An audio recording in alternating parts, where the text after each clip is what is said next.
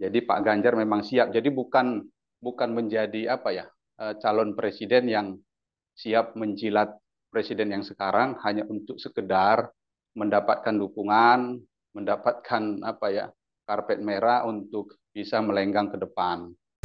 Ini kan tidak bisa kita pungkiri bagaimana misalnya pemerintahan Pak Jokowi ingin melakukan apa ya, ketahanan pangan, tetapi nyatanya apa? Jadi food estate bukan menghasilkan ketahanan pangan, tetapi menghasilkan capres kan gitu.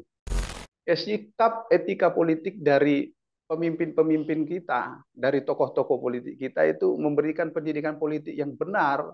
Ketika dia tidak sejalan, ya nyatakan keluar dengan baik-baik, dengan bukan, kalau istilahnya apa, politisi PDIP, kalaupun datang tampak muka, ya seharusnya pergi tampak punggung kan begitu. Jadi jangan apalah, maaf kalau saya harus mengatakan sebagai politis pengecut. Tribunnews on Fokus kembali menjumpai Anda Tribuners hari ini bersama dengan saya Nila Irda, masih terkait dinamika politik di tanah air. Yang kita tahu hari ini kita akan membahas terkait kritikan pedas yang mulai disampaikan oleh bakal calon presiden Ganjar Pranowo terhadap kepemimpinan Presiden Jokowi selama 9 nyaris 10 tahun belakangan ini. Yang mana kritikan tersebut awalnya Tribuners disampaikan oleh Ganjar Pranowo dalam acara Sarasehan 100 ekonom di Jakarta, yang mana setidaknya ada beberapa poin atau 6 program ekonomi yang dianggap menjadi bagian dari kekeliruan yang dilakukan di masa kepemimpinan Presiden Joko Widodo. Pertanda apa kritikan dan juga serangan-serangan dalam tanda kutip yang dilakukan oleh Baca Pres Ganjar Pranowo ini? Kita sudah langsung tersambung bersama dengan Direktur Rumah Politik Indonesia, ada Bang Fernando dalam sambungan Zoom bersama dengan saya. Bang Fernando, selamat datang di On Focus. Apa kabar, Abang? Baik, Mbak Nila. Gimana kabar Mbak Nila? Alhamdulillah, kita juga Iyalah, ya, baik. segar ya. Walaupun agak panas situasi politik gitu ya. Betul sekali, termasuk yang juga hari ini ingin saya bahas dengan Bang Fernando. Ini kita lihat ya Bang ya, Baca Iya. Pres Ganjar Pranowo sudah mulai melayangkan kritikan-kritikannya pada Presiden Joko Widodo. Sebagai pengantar dari Bang Fernando, silahkan. Apakah Abang sebagai Pak Ahmad juga melihat bahwa situasi kritikan Ganjar Pranowo ini ada kaitannya begitu ya dengan merenggangnya hubungan antara PDIP dan juga Presiden Jokowi? Saya melihat ini sesuatu yang wajar saja. Karena Hmm. kan ini bagian dari apa, eh, menunjukkan Pak Ganjar itu memang siap untuk menjadi pemimpin yang akan datang. Karena bagaimanapun juga Pak Ganjar juga menunjukkan bahwa beliau itu tidak anti kritik. Karena apa? Pada saat sekarang beliau bisa mengkritik, tentunya ketika beliau menjadi pemimpin nanti siap juga untuk dikritik oleh siapapun, termasuk internalnya. Yang justru berbahaya ketika pemimpin itu anti kritik, tidak bisa dikritik oleh siapapun, termasuk oleh internalnya. Jadi justru akan sangat berbahaya dan akan menjadi apa, terciptanya kepemimpinan yang otoriter, diktator kalau tidak ada yang melakukan kritik, termasuk orang-orang yang dari dalam partainya. Hmm. Jadi kalau di sini kita lihat, ini kan menunjukkan sesuatu yang baik. Apa yang ditunjukkan oleh Pak Ganjar, berarti beliau apa, sangat siap untuk menjadi pemimpin yang akan datang. Karena belajar dari apa yang perlu diperbaiki dari pemerintahnya Pak Jokowi saat ini. Jadi ini kita walaupun mungkin di mata publik renggang, tetapi saya melihatkan ini sesuatu yang positif lah untuk Hmm. kepemimpinan masa depan. Jadi Pak Ganjar memang siap. Jadi bukan menjadi apa ya, calon presiden yang siap menjilat presiden yang sekarang hanya untuk sekedar mendapatkan dukungan, mendapatkan apa ya, karpet merah untuk bisa melenggang ke depan. Jadi memang beliau sudah menginventarisir, berarti kan gitu, Hmm. persoalan-persoalan yang sedang di jalan apa di pemerintahan sekarang ini, sehingga ketika beliau menjadi pemimpin yang akan datang siap untuk memperbaikinya. Jadi saya yakin ini bukan sekedar kritik, tetapi ingin menunjukkan kepada masyarakat ini loh, ada beberapa persoalan-persoalan pada pemerintahan sekarang dan Pak Ganjar siap untuk memperbaikinya. Hmm. Yang kemudian menjadi tanda tanya di publik kan seperti ini Bang Fernando, di 9 tahun masa jabatan Presiden Jokowi sebelumnya tampak ya akan melanjutkan saja begitu ya. Tapi kenapa baru sekarang kemudian kritik itu dilayangkan begitu? Kalau dari kacamata Bang Fernando, apakah ini bagian juga dari strategi politik jelang kontestasi atau seperti apa, Bang? Ini kan saya melihat juga ini salah satu bentuk ketaatan dan kepatutan yang ditunjukkan oleh Pak Ganjar. Bagaimanapun juga Pak Ganjar kan selama ini masih menjadi sebagai gubernur dan baru saja lepas dari gubernur dan dicalonkan sebagai calon presiden.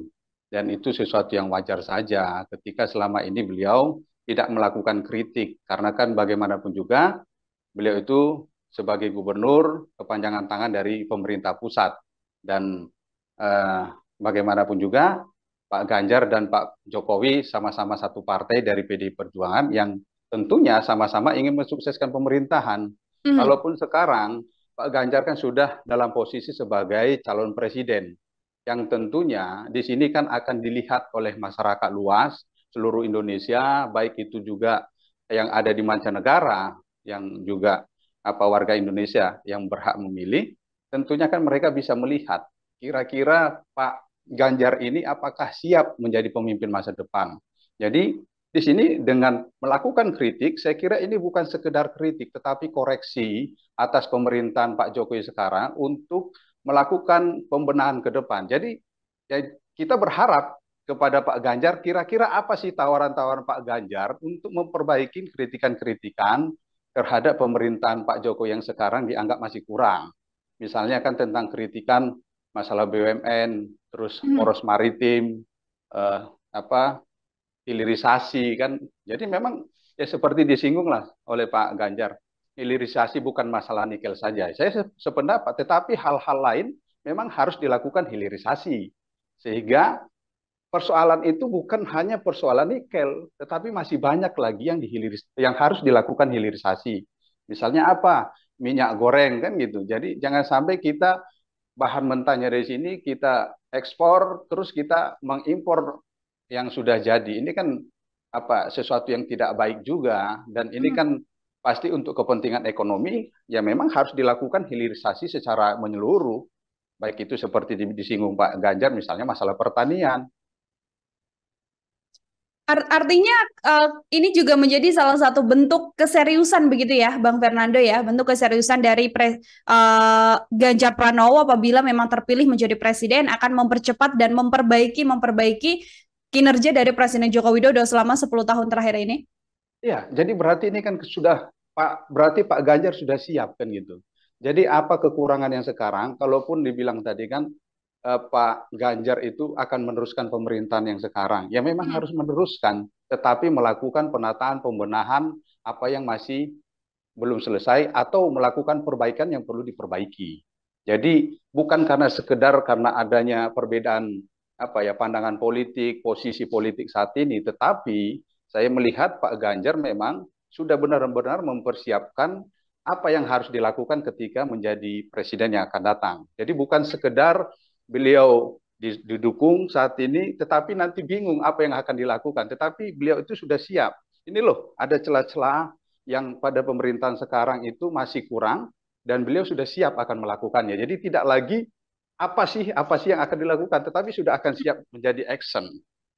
Oke, ada kemaritiman yang dikritik oleh Pak Ganjar, kemudian BUMN begitu ya, yang mulai melemah hilirisasi, termasuk juga food estate yang juga dikritik oleh Pak Ganjar begitu ya, Bang Fernando. Kalau Bang Fernando melihat situasi ini atau kondisi kinerja Presiden Jokowi di sektor-sektor ini, apakah memang betul itu juga menjadi PR besar untuk dilanjutkan di masa kepemimpinan selanjutnya, Bang? Ya, ini kan tidak bisa kita pungkiri bagaimana misalnya pemerintahan Pak Jokowi ingin melakukan ketahanan pangan, tetapi nyatanya apa? Jadi food estate bukan menghasilkan ketahanan pangan, tetapi menghasilkan capres kan gitu. Kenapa saya katakan begitu? Karena ditugasin untuk ngurusin food estate itu adalah Pak Prabowo. Jadi bukan menghasilkan ketahanan pangan, tetapi menjadikan Pak Prabowo menjadi capres saat ini yang didukung oleh Pak Presiden. Dan juga kenapa saya bilang ini belum berhasil? Karena ternyata Indonesia masih harus mengimpor beras dari luar negeri yang sampai berjuta ton untuk memenuhi kebutuhan kebutuhan beras di Indonesia. Kemudian masalah poros maritim, ini kan belum terwujud. Dan kemudian masalah uh, hilirisasi, ya kan masih sebatas nikel. Jadi memang seperti dibilang Pak Ganjar, kita harus melakukan hilirisasi terhadap semua. Jadi bukan hanya nikel, tetapi banyak lagi masalah pertanian. Jadi jangan sampai kita itu hanya membuat program yang ini membuat masyarakat menjadi apatis. Misalnya kalau kita lihat Pak Joko itu bagaimana berusaha untuk membuat ketahanan pangan supaya harga-harga tidak naik. Nyatanya sekarang masyarakat itu menikmati kenaikan yang terus-menerus masalah pangan, termasuk beras yang terus naik. Akhirnya ini kan mengganggu ekonomi keluarga dari masyarakat Indonesia. Yang ini saya melihat ternyata Pak Ganjar memahami, dan saya berharap Pak Ganjar bukan sekedar memahami apa yang menjadi kekurangan Pak Jokowi, tetapi mampu mengeksekusi, mampu membenahi, mampu menata, sehingga apa yang dijanjikan itu, apa yang dikritik itu bisa dituntaskan. Oke. Ini menjadi poin plus juga tidak kalau dari kacamata Bang Fernando, yang kita tahu di pasangan Amin kan memang mengusung perubahan begitu ya, kemudian di pasangan Prabowo Gibran kan akan melanjutkan kinerja Presiden Jokowi, lalu di sisi Ganjar Pranowo saat ini kesan yang terlihat adalah untuk mempercepat dan juga memperbaiki kekeliruan di kinerja Presiden Jokowi di sebelumnya. Ini akan menaikkan elektabilitas dari pasangan Ganjar Mahfud, atau kalau dari kacamata Bang Fernando, hal apa yang berkemungkinan bisa menjadi poin? Jadi masing-masing pasangan capres ini kan punya strategi sendiri, termasuk Ya. ketika pasangan Amin mengusung perubahan, tentunya kan ada sesuatu nilai yang ingin mereka jual, gitu. Termasuk dengan pasangan Pak Prabowo Gibran dengan melanjutkan pemerintahan kan gitu. Tetapi ini ada percepatan di kubunya Pak Ganjar Mahfud.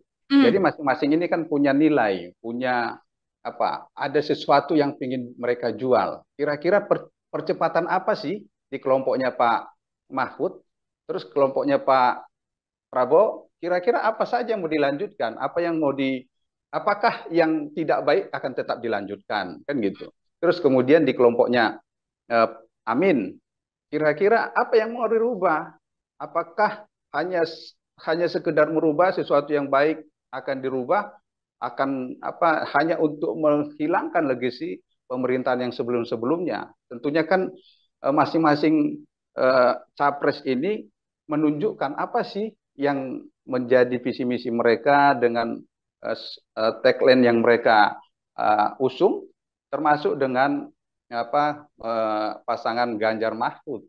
Ketika melakukan percepatan, kira-kira apakah memang misalnya masalah hilirisasi akan dilakukan percepatan, hilirisasi semua sektor, kemudian masalah poros kemaritiman, apakah akan memang ini dilakukan percepatan, kira-kira langkah-langkahnya apa saja? Ini kan harus dijelaskan kepada masyarakat, sehingga ketika masyarakat, misalnya masyarakat yang berkepentingan terhadap poros kemaritiman ini, begitu memahami, masuk akal, pasti akan menentukan pilihannya kepada Pak Ganjar Mahfud.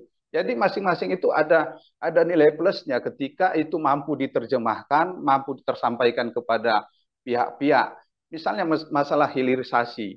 Kalau hilirisasi secara menyeluruh, masalah pertanian misalnya dilakukan hilirisasi, tentunya ini kan akan berdampak terhadap petani-petani. Kalau ini bisa diterjemahkan, bisa sampai kepada para petani, ya tentunya dengan senang hati saya kira petani akan memilih pasangan Ganjar Mahfud. Jadi itu bisa menjadi nilai plus.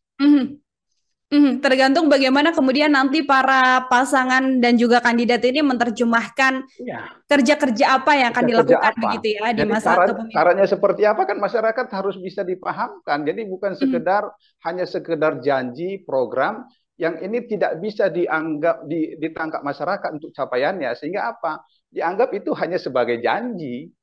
Jadi kan karena masyarakat selama ini sudah banyak menerima janji dari presiden-presiden sebelumnya yang sampai saat ini, misalnya masalah yang selalu berkepanjangan itu dijanjikan, lapangan pekerjaan, terus masalah kebutuhan pokok yang terjangkau. Nyatanya ini secara terus-menerus nggak bisa tertuntaskan. Jadi kira-kira apa yang menjadi tawaran dari pasangan capres cawapres saat ini? Misalnya Hmm. Pak Ganjar Mahfud menawarkan apa dengan melakukan hilirisasi masalah pertanian? Apakah akan menjamin eh, harga-harga kebutuhan pokok itu terjangkau? Terus cara untuk mencapainya itu seperti apa? Ketika masyarakat mampu memahami, bisa diterima akal, ya mereka akan memilih dengan senang hati akan memilih.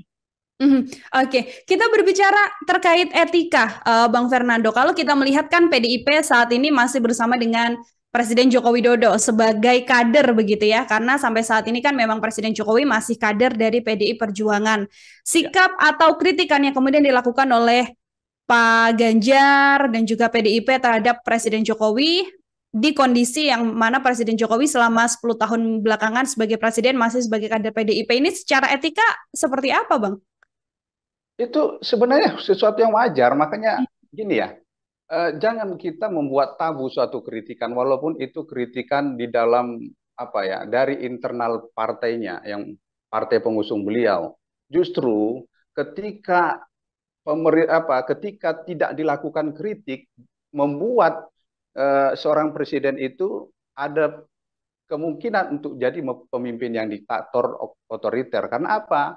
Dia dia anti kritik jadinya, walaupun itu dilakukan oleh internal. Jadi itu sesuatu yang wajar karena kritik itu dari mana saja seharusnya bisa dilakukan dan bisa diterima, termasuk kalaupun Pak Jokowi saat ini menjadi kader, masih menjadi kadernya PDIP, dan Pak Ganjar ataupun pengurus PDIP lainnya melakukan kritikan, itu sesuatu yang wajar karena bagaimanapun juga seharusnya kan, kalau dibilang kalau teman yang baik itu kan harus melakukan kritik, bukan sekedar memuji. Justru kalau terus-terus memuji itu bukan teman yang baik. Jadi ini Pak Ganjar dan juga pengurus PDIP yang lainnya masih membuktikan sebagai teman yang baik. Jadi bukan melanggar etika selama tidak mencaci maki Pak Jokowi. Ini kan masih sebatas mengkritik, dan juga ya pasti saya yakin ada tawaran-tawaran ketika ditanya Pak Jokowi apa solusinya. Tentunya kan mereka akan bisa menyampaikan kepada Pak Jokowi kira-kira apa yang menjadi solusi terhadap kritikan-kritikan yang disampaikan oleh Pak Ganjar ataupun kader-kader PDIP Perjuangan yang lainnya.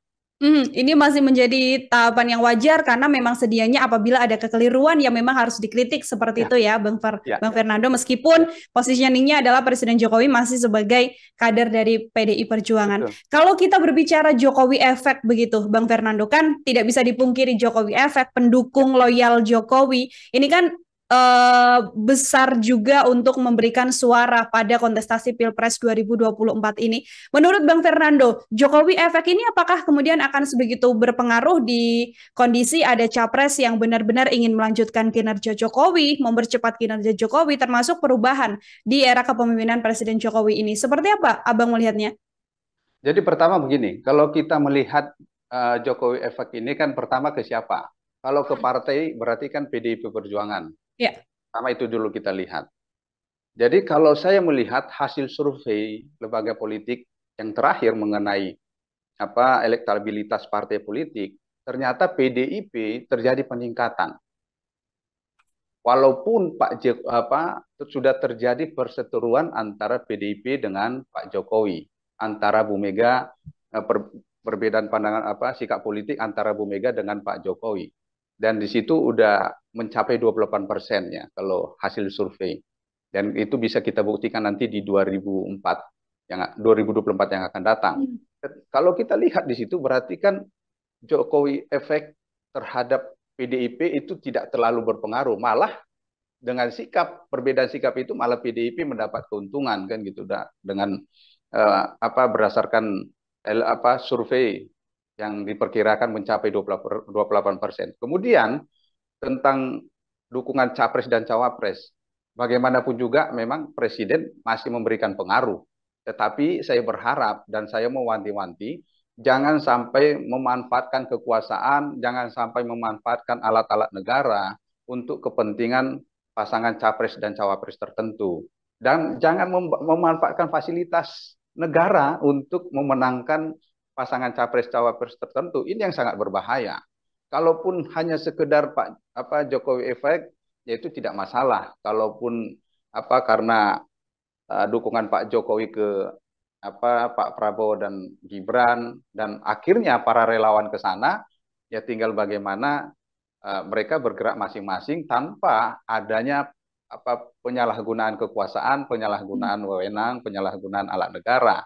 Tetapi masih ada juga relawan Pak Jokowi yang ke pasangan capres lain, termasuk ke Pak Ganjar ataupun ke Pak Anies. Jadi, ya ini walaupun ada efeknya Pak Jokowi, tetapi sudah tidak begitu terlalu berpengaruh, terlalu signifikan. Tidak terlalu signifikan dan justru menjadi pertanyaan besar ya Bang Fernando agar kemudian sosok Presiden Jokowi ini netral dalam kontestasi Pilpres 2024 mendatang. Oke, tidak hanya kritikan Bang Fernando, kalau kita melihat kan beberapa waktu belakangan kita tarik mundur ke belakang. Ini kan Pak Ganjar sering sekali menggunakan kaos atau kemeja putih garis-garis yang mana sempat dikatakan ini adalah desain dari Presiden Jokowi. Tapi saat ini sudah tidak digunakan lagi dan tim kemenangan juga mengatakan sedang melakukan perlombaan untuk menentukan baju apa yang nantinya akan dikenakan oleh pasangan Ganjar dan juga Mahfud MD. Bang Fernando melihat situasi ini apakah bukan menjadi bentuk kemarahan dari PDIP juga hingga menghilangkan semua hal soal Presiden Jokowi, atau ini justru sikap yang wajar saja sebagai bentuk kekisruhan yang terjadi selama ini? Saya kira ini merupakan sikap tegas dari tim suksesnya dan juga pasangan Pak Ganjar, Pak Mahfud. Karena kan sudah sangat jelas di sini kan ada perbedaan sikap politik. Karena bagaimanapun juga itu tidak bisa dipungkiri lah. Walaupun dibilang Gibran sudah memiliki kebebasan dalam hal menentukan, tetapi saya yakin sikap politik yang ini sifatnya pengaruhnya sangat besar, tentu melakukan konsultasi dengan Pak Jokowi. Jadi ketika ada perbedaan sikap politik begini, ya wajar saja, dan itu memang sikap tegas dari PDIP maupun partai pengusung Pak Ganjar dan Pak Mahfud dan juga tim suksesnya ketika memutuskan tidak lagi memakai atribut yang didesain oleh Pak Jokowi supaya melepaskan kan gitu, supaya jelas garisnya kan. Jadi tidak ada lagi bayang-bayang Pak Jokowi di pasangan Pak Ganjar dan Pak Mahfud. Sehingga karena begini, kita tidak hanya sekedar melihat sisi positifnya. Ketika ada Pak Jokowi akan memberikan dampak positif, tetapi ada dampak negatifnya. Karena bagaimanapun juga ada masyarakat yang senang terhadap orang yang berseberangan dengan Pak Jokowi, kan begitu. Termasuk ini dengan adanya sikap tegas begini akan sangat mungkin ada orang yang selama ini anti terhadap pemerintahan kepemimpinan Pak Jokowi akan memberikan pilihannya kepada Pak Ganjar, Pak Mahfud, tidak hanya kepada Pak Anies dan Pak Muhaimin, tetapi juga kepada Pak Ganjar, Pak Mahfud. Jadi kan akhirnya ini memberikan peluang-peluang baru kepada pasangan Pak Ganjar dan Pak Mahfud atas sikap mereka ini. Ketegasan PDIP ini juga menjadi tanda tanya belakangan ini Bang Fernando. Kalau kita tahu Mas Gibran, kemudian Mas Bobi juga sudah deklarasi dukungan untuk Pak Prabowo, Presiden Jokowi yang sebenarnya mengatakan netral dan sebagainya. Tapi kan keluarga Presiden Jokowi ini kesannya memang condong untuk mendukung pasangan Prabowo begitu ya. Ada Mas Gibran di sana, tapi kan PDIP masih belum dengan tegas mengeluarkan surat pemecatan dan lain sebagainya. Kalau menurut Bang Fernando, sikap PDIP yang tidak setegas seperti halnya tidak menggunakan baju Presiden Jokowi lagi ini seperti apa, Bang? Ini kan PDIP sudah punya pengalaman ketika 2004 yang lalu, di mana pada saat itu ada sikap politik dari Bu Mega, akhirnya membuat lawan politiknya playing victim kan, seolah-olah teraniaya, kan gitu. Jadi mereka juga akan antisipasi, akan dimanfaatkan juga untuk kepentingan 2024 yang akan datang. Sehingga ya itu hal yang lumrah dan juga seharusnya, karena kan secara tegas pasti di anggaran dasar rumah tangga partai politik ketika ada sikap politik, ada pilihan politik yang berbeda, itu sudah dianggap mengundurkan diri. Justru seharusnya kita melihat kebalikannya. Etika politik dari Gibran, dari Bobi dan Pak Jokowi yang seharusnya kita tuntut sebagai tokoh politik, seharusnya memberikan pendidikan politik kepada generasi penerus kita. Seharusnya ketika memilih berseberangan dengan keputusan partai politik, ya seharusnya menyatakan diri keluar dari partai politik dan menyerahkan kartu keanggotaan, kan gitu, atau secara resmi menyatakan keluar, karena eh, jangan sampai ya kita dianggap orang yang tidak tahu beretika, karena bagaimanapun juga Indonesia ini masyarakat dianggap masyarakat yang sangat memiliki etika, yang memiliki adat, memiliki budaya, sehingga kita harus apa di semua sektor kehidupan termasuk di dalam hal politik kita harus menjunjung itu. Jadi dituntut justru seharusnya sikap etika politik dari pemimpin-pemimpin kita, dari tokoh-tokoh politik kita itu memberikan pendidikan politik yang benar.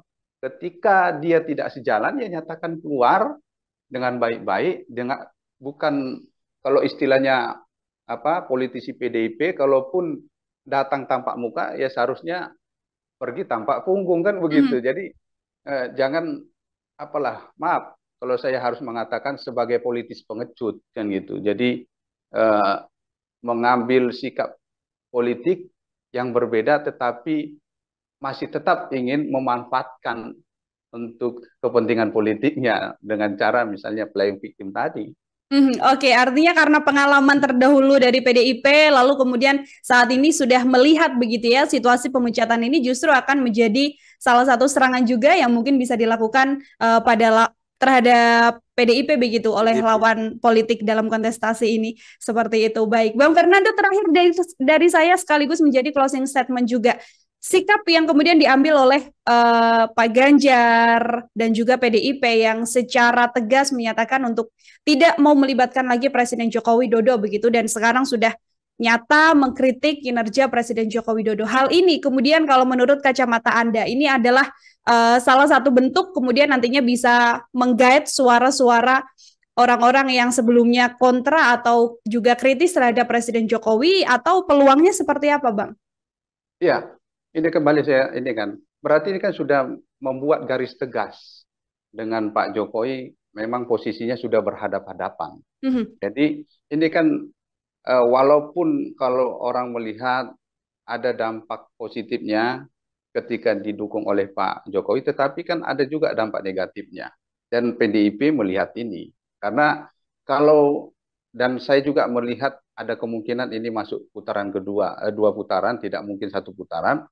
Ada kemungkinan kan bisa untuk lebih berpeluang mendapatkan dukungan dari, kalau misalnya yang masuk putaran kedua itu Pak Ganjar dan Pak Prabowo, mengambil para suara dari para pendukungnya Pak Anies dan Pak Muhaimin, karena yang selama ini pendukung Pak Anies dan Pak Muhaimin ini adalah orang-orang yang dianggap berseberangan dengan Pak Jokowi kan gitu.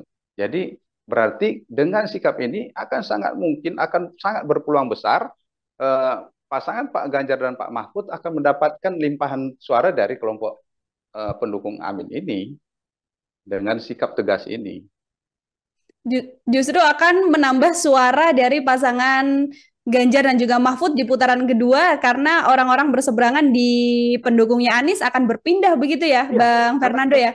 Karena kan gini, ketika mereka itu menjadi oposisinya Pak Jokowi, sementara kalau bergabung kepada Pak Prabowo kan ada Pak Jokowi di situ. Jadi ya mereka akan lebih senang, dengan senang hati menyatakan dukungannya, memilih pasangan Pak Ganjar dan Pak Prabowo, karena sudah jelas bahwa pasangan Pak Ganjar dan Pak Mahfud tidak lagi menjadi bagian dari Pak Jokowi. Jadi mereka sudah senyawa istilahnya kan gitu. Jadi sudah sama-sama tidak menjadi orang-orang yang bagian dari Pak Jokowi. Dan saya berharap inilah, apapun itu nanti kita harus tetap sama-sama menghargai, tetap sama-sama saling menjaga kerukunan di dalam menjalankan berdemokrasi kita, karena bagaimanapun juga ini kan negara kita bersama, dan juga demokrasi kita ini demokrasi bersama, yang siapa lagi kalau tidak kita yang menjaga agar demokrasi ini berlangsung dengan baik. Dan saya ingatkan kepada seluruh komponen bangsa dan negara kita ini agar sama-sama mendukung melaksanakan agar demokrasi ini berlangsung luber dan jurdil. Dan para aparat negara ingat bahwa aparat negara dan alat-alat negara ataupun apa itu aparatur negara digaji oleh rakyat, bukan digaji oleh presiden. Makanya yang didengarkan harusnya rakyat, bukan presiden. Kalau sampai nanti ada upaya-upaya untuk menyalahgunakan kekuasaan, menyalahgunakan kewenangan, mengajak-ngajak untuk tidak bersikap netral. Karena ini menjadi tanggung jawab kita bersama, karena negara kita ini negara bersama, bukan negara sekelompok orang, dan kesempatan juga untuk menjadi pemimpin itu peluangnya untuk semua, bukan untuk sekelompok orang. Sehingga ya mari kita dukung demokrasi kita ini dengan tertib, dengan tetap menjaga netralitas, dengan tetap menjaga agar berlangsung dengan jurdil dan luber. Betul, dan juga harus menunjukkan sikap dan etika politik yang juga memberikan contoh yang baik ya, Bang Fernando ya, pada publik juga. Ya, dan jangan jangan menyebar-nyebar hoax gitu kan. Ya, itu yang paling utama. Kita harus menjaga fakta dari sebuah informasi dan juga tidak kemudian melayangkan kritik dan sebagainya yang juga menjatuhkan dan memberikan contoh-contoh yang tidak baik juga. Betul. Untuk masyarakat umum yang juga akan melihat kontestasi ini. Bang Fernando, terima kasih banyak atas kesempatannya berbincang bersama dengan saya. Terima kasih sekali untuk penjelasannya. Semoga di lain kesempatan kemudian kita bisa berbincang lagi, Bang Fernando. Ya, Mbak Nila. Ya, Tribuners, demikian program Tribun News on Focus hari ini. Nantikan program Tribun News on Focus selanjutnya untuk bahasan-bahasan dan narasumber lainnya. Saya Nila Irda pamit undur diri. Terima kasih dan sampai jumpa. Download Tribun X sekarang. Menghadirkan lokal menjadi Indonesia.